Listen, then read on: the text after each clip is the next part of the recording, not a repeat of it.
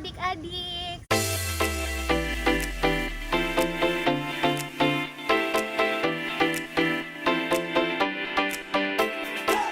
Halo adik-adik semua, kembali lagi hari ini bersama Kak Gebi. Gimana kabar kalian minggu ini? Semoga kalian semua selalu sehat, bersemangat, dan selalu bahagia ya buat semuanya. Oke, adik-adik semua udah siap belum untuk hari ini kita sama-sama memuji Tuhan dan juga mendengarkan firman Tuhan? Udah siap semuanya? Oke, bagus semuanya. Sekarang sebelum mulai semuanya, kita berdoa dulu ya. Adik-adik semua sikap yang baik. Kita berdoa, kita buat tanda penangan kita dan nama Bapa, Putra dan Roh Kudus. Amin. Tuhan Yesus, selamat pagi. Tuhan sudah pimpin hari-hari kami selama ini. Ya Tuhan, sebentar lagi kami mau memulai bina iman kami. Tuhan pimpin supaya kami dapat bersenang-senang dan juga konsentrasi dalam bina iman hari ini. Terima kasih Tuhan. Amin. Dalam nama Bapa, Putra dan Roh Kudus. Amin.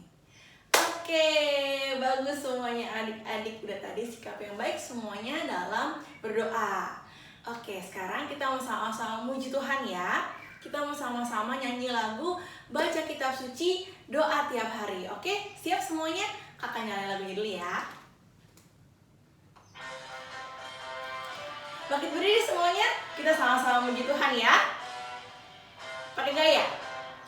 Baca kitab suci, doa tiap hari, doa tiap hari, doa tiap hari.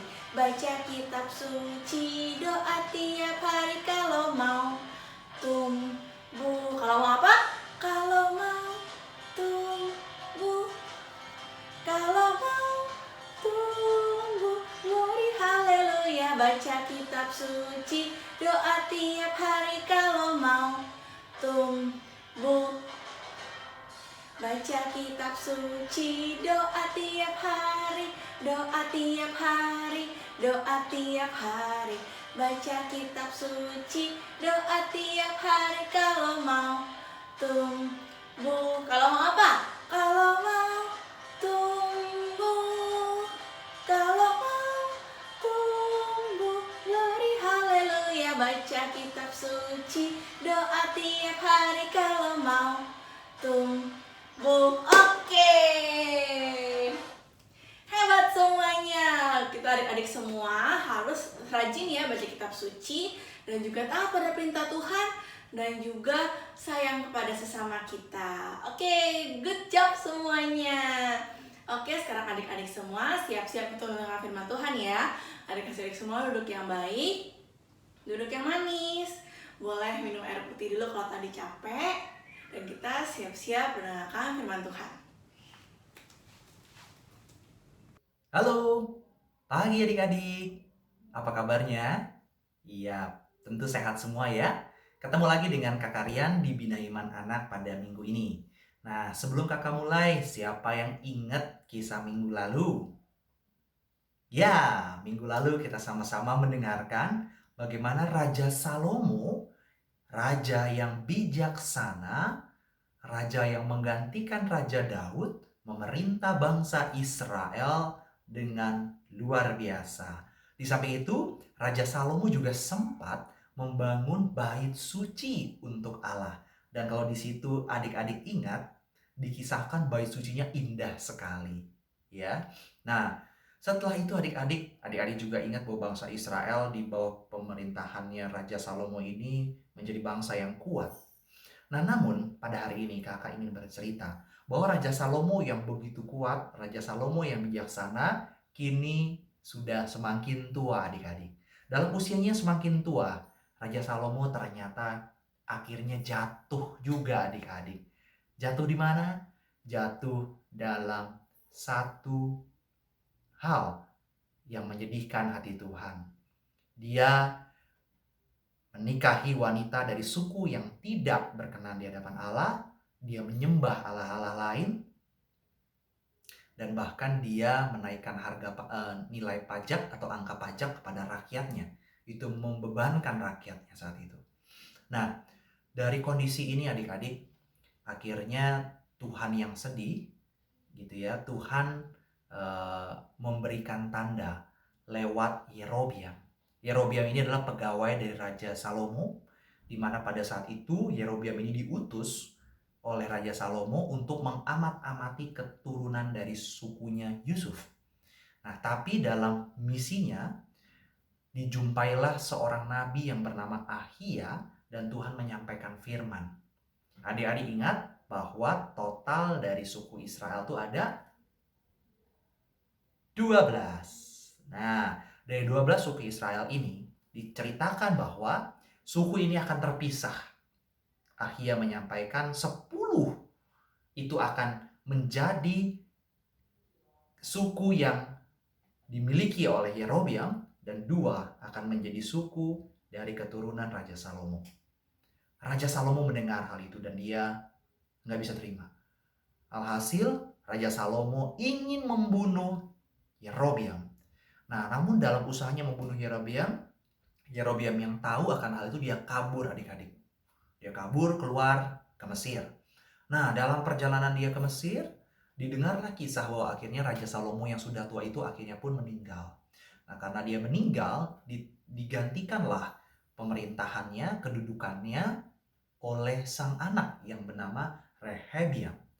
Rehabeam ini akhirnya dinobatkan. Dan pada saat penobatannya sebagai raja menggantikan Raja Salomo, kisah itu pasti terdengar kemana-mana. Dan Yerobeam yang mendengar hal itu pun datang bersama-sama dengan bangsa Israel, kerumunan orang Israel datang. Apa yang dilakukan oleh Yerobeam adik-adik? Dia meminta kepada Rehabeam, turunin dong pajaknya, jangan tinggi-tinggi. Nah, Rehabeam yang mendengar hal ini adik-adik, dia bilang, kasih saya waktu 3 hari. Saya akan mempertimbangkannya. Nah, sudah pulanglah Yerobeam menunggu pertimbangan dari Rehabeam ini. Rehabeam bertanya kepada orang-orang di sana, apa ya yang harus saya lakukan? Mengikuti kata rakyat dan mengikuti kata Yerobeam ini atau seperti apa? Mereka semua yang ditanya oleh Rehabeam menyampaikan, ikuti. Karena setelah kita menurunkan pajak, maka rakyat, bangsa ini akan semakin takut dan taat kepada kamu. Akhirnya sampailah hari ketiga, di mana Rehabeam harus menyampaikan hasil pertimbangannya, pemikirannya. Yerobeam kembali datang menjumpai Rehabeam bersama dengan sekerumunan bangsa Israel saat itu. Dan menantikan jawaban dari Rehabeam. Rehabeam akhirnya menyampaikan bahwa keputusan yang diberikan adalah nilai pajak tersebut akan dinaikkan lebih tinggi adik-adik. Wah, apa yang didengar oleh rakyat saat itu, oleh bangsa Israel saat itu sangat-sangat menggoncangkan. Kok bukan diturunin? Yang diminta diturunin malah dinaikkan. Nah, akhirnya mereka kecewa, bangsa ini marah adik-adik, dan akhirnya mereka memutuskan untuk memisahkan diri dari bangsa Israel yang sudah bersatu saat itu. Kerajaan itu terpisah adik-adik. Jadinya terjadilah 10 suku berpisah membangun kerajaan baru yang bernama Kerajaan Israel. Dan mereka menunjuk Yerobeam menjadi raja mereka.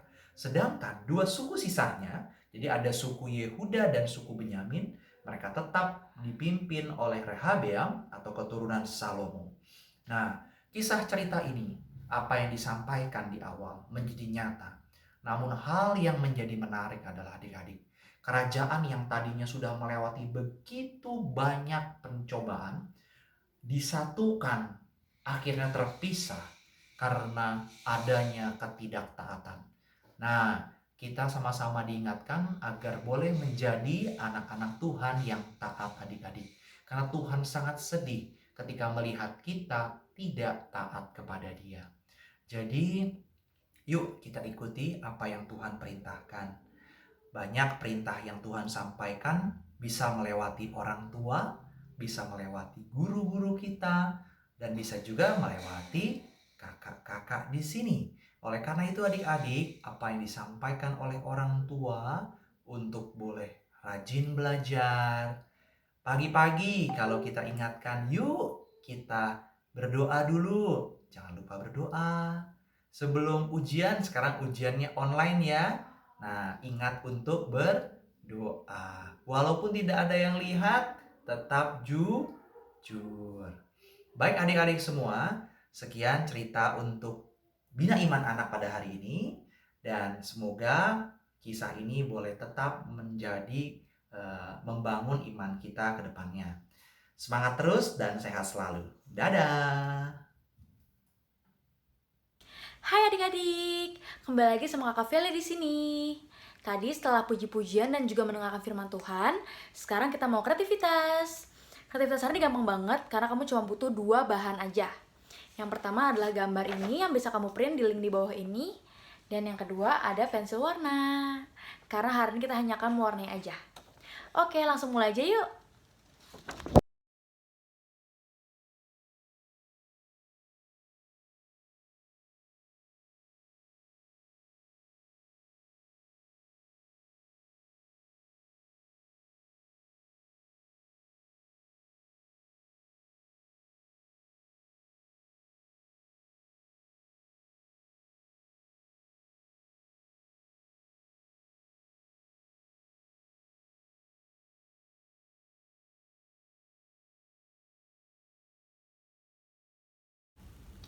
Udah jadi deh. Yeay, biar hari ini udah selesai. Jangan lupa untuk simpen kreativitasnya dan dikumpulin sampai akhirnya kita nanti bisa ketemu lagi di bias secara offline ya. Yuk kita mau berdoa dulu untuk menutup bias hari ini. Tangannya dilipat, matanya dipejamkan. Dalam nama Bapa dan Putra dan Roh Kudus. Amin. Tuhan Yesus, terima kasih karena Engkau telah memberkati kami dari awal biak hingga akhir ini. Tuhan Yesus, pimpin kami agar kami terus taat dengan perintah Tuhan, perintah orang tua, dan juga perintah guru di sekolah. Terima kasih ya Tuhan. Amin. Dalam nama Bapa dan Putra dan Roh Kudus. Amin. Yeay, terima kasih adik-adik yang udah mau ikutin Bia dari awal sampai selesai saat ini. Sampai jumpa lagi di Bia selanjutnya. Dadah!